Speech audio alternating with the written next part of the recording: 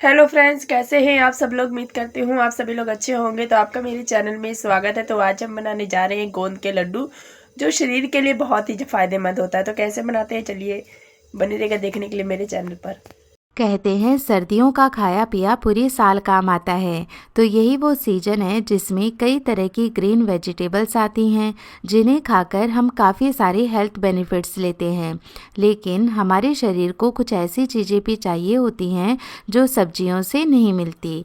इसलिए हम सर्दियों में कई तरह के लड्डू बनाते हैं। तो आज मैं आपसे ऐसे ही लड्डू की रेसिपी शेयर करने जा रही हूँ, जो हेल्दी होने के साथ साथ टेस्टी भी होंगे और इन्हें लंबे समय तक स्टोर भी कर पाएंगे। तो चलिए फ्रेंड्स, ये सुपर टेस्टी लड्डू बनाना शुरू करते हैं। तो इसके लिए सबसे पहले गैस पर चढ़ाएंगे एक कढ़ाई, और यहाँ पर इस कटोरी को देखिए, मैंने लगभग ये आधा कटोरी भर करके घी का ले लिया है। अब इस घी में से हम 1 चम्मच घी डालकर इसे अच्छे से गर्म कर लेते हैं। जैसे ही घी गर्म हो जाएगा, इसके अंदर हम डालेंगे आधा कटोरी बादाम और आधा कटोरी काजू।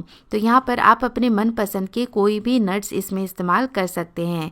मुझे पर्सनली काजू और बादाम का टेस्ट लड्डू में ज़्यादा पसंद है, इसलिए मैंने इनका इस्तेमाल किया है। आप इसमें अखरोट, पिस्ता वगैरह भी इस्तेमाल कर सकते हैं, क्योंकि लड्डू में नट्स का ज़्यादा पता नहीं चलता है। नट्स को भी हमें पका करके ही लेना है, ताकि जो लड्डू हैं वो जल्दी से ख़राब ना हो। और घी में पका करके लेंगे तो ज़्यादा अच्छा टेस्ट आएगा। और ये भी ध्यान रखें कि नट्स को आप हमेशा लो फ्लेम पर ही पकाएं, ताकि ये अच्छे से पक जाएं।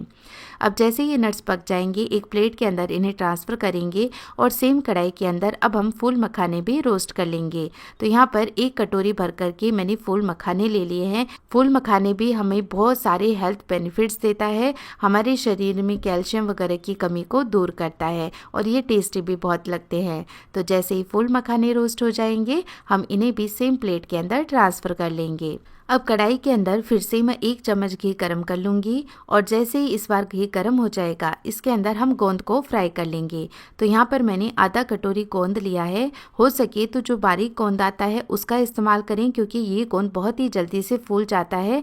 और कई बार क्या होता है कि जब हम गोंद को पकाते हैं तो अंदर से वो कच्चा रह जाता है। तो ऐसा नहीं होगा यदि आप बारीक गोंद लेंगे और इसे अच्छे से पकाएंगे। तो यदि आप मोटे गोंद का इस्तेमाल भी कर रहे हैं, तो आप उसे थोड़ा सा पीस करके इस्तेमाल करें। गोंद को मैं 2 हिस्सों में डिवाइड करके पकाऊंगी, ताकि ये कम घी में भी अच्छे से फूल करके क्रिस्पी हो जाए। तो जब आप घी को अच्छे से गर्म कर लें, तो फिर गैस का फ्लेम लो कर दें और धीरे धीरे इन्हें पकाएं। ऐसा करने से गोंद काफ़ी अच्छे से पॉपकॉर्न की तरफ फूल भी जाता है, और अंदर से भी बिल्कुल कच्चा नहीं रहता है। तो देखिए, थोड़ा सा ही गोंद मैंने डाला था, लेकिन ये फूल करके कितना सारा हो गया है। अब बचा हुआ गोंद भी मैं सेम वे में फ्राई कर लूँगी। तो ये गोंद भी अच्छे से फ्राई हो गया है, इसे भी हम सेम प्लेट के अंदर ट्रांसफ़र कर लेते हैं। अब कढ़ाई के अंदर मैं और घी नहीं डालूंगी, और इसके अंदर जो नारियल का बुरादा आता है उसे रोस्ट कर लूँगी।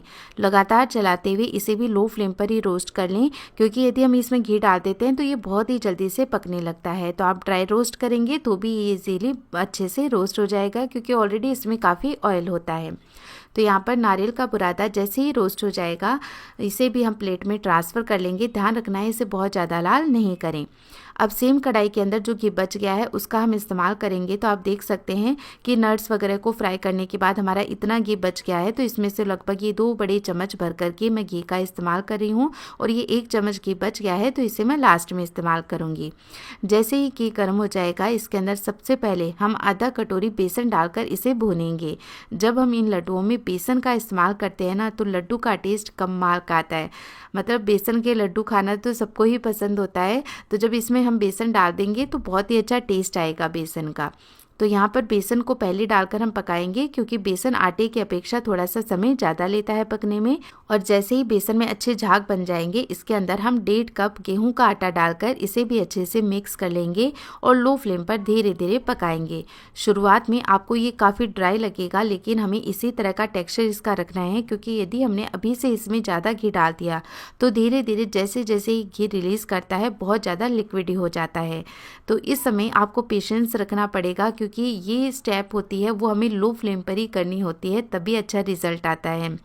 तो यहाँ पर देखिए जैसे जैसे मैं इस आटे को भून रही हूँ वैसे वैसे इसमें बहुत ही अच्छी सौंधी खुशबू आ रही है और ये वापस से धीरे धीरे घी रिलीज़ करने लगा है।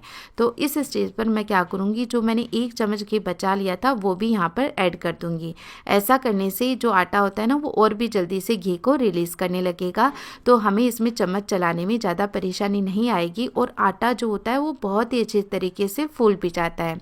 तो जैसे जैसे मैं आटे को धीरे धीरे रोस्ट करते जाऊंगी इसका टेक्सचर चेंज होता जाएगा। तो आप देख सकते हैं कि पहले आटा काफ़ी ड्राई था, फिर धीरे धीरे इसने घी छोड़ना शुरू किया और जब हमने इसमें 1 चम्मच घी और डाल दिया तो ये और भी जल्दी से घी को रिलीज़ करने लगा है, साथ ही काफ़ी अच्छे से ये फूल गया है।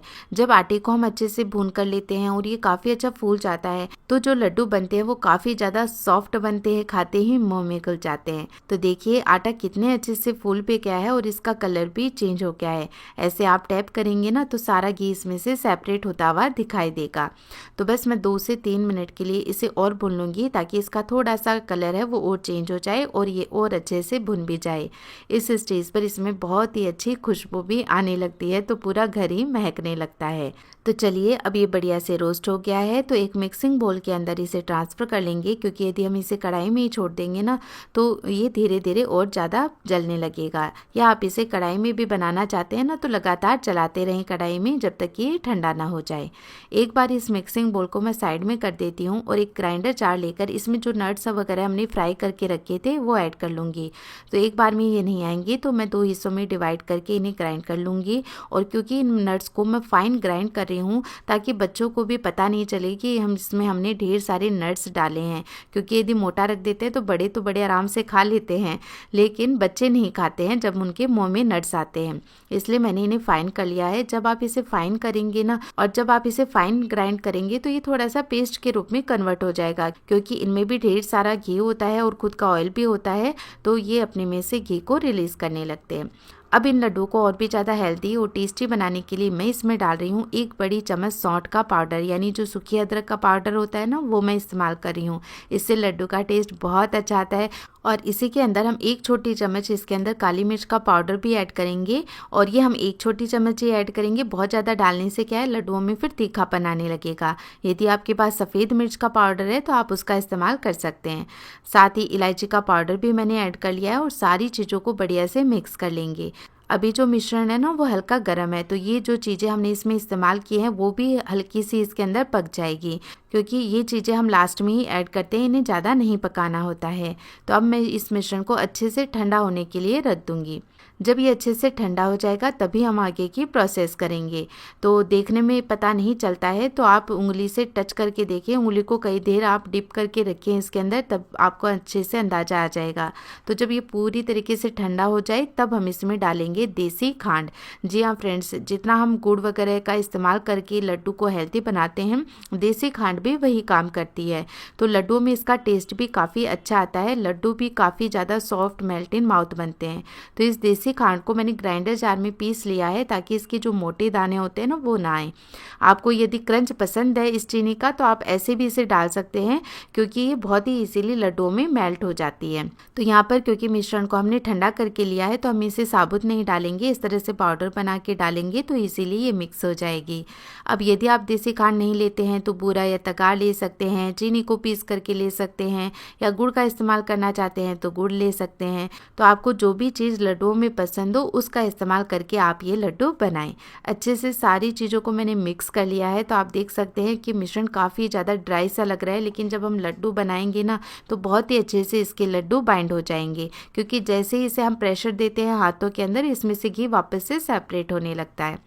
तो इस तरह से हम छोटे छोटे लड्डू बना करके तैयार कर लेंगे। बहुत ही टेस्टी लड्डू बनते हैं, बहुत ही सुंदर और शाइनी लड्डू बन करके तैयार होते हैं और ये मेरे ऑल टाइम फेवरेट लड्डू हैं। और मेरा 1.5 साल का बेटा अनय भी इन लड्डुओं को बड़े चाव से खाता है, तो मैं रोज़ एक लड्डू उसे भी खिला देती हूँ। तो आप भी ज़रूर से ये लड्डू बनाना, क्योंकि मुझे पक्का यकीन है कि ये लड्डू बच्चे हों या बड़े सबको खूब पसंद आएंगे और सब इन्हें बड़े चाव से खाएंगे। और लड्डू की खास बात यही होती है कि एक बार की मेहनत है, लेकिन महीने भर तक आप इन्हें आराम से खा सकते हैं, ये बिल्कुल भी खराब नहीं होते हैं। तो एक बार में ढेर सारे लड्डू बना करके आप रखें और स्टोर करें और लंबे समय तक यानी यानी पूरी सर्दियाँ इन्हें इंजॉय करें। और ये देखिए इन लड्डू का टेक्सचर है ना कमाल का, कितने ज़्यादा सॉफ्ट और बढ़िया लड्डू बनकर के तैयार हुए हैं।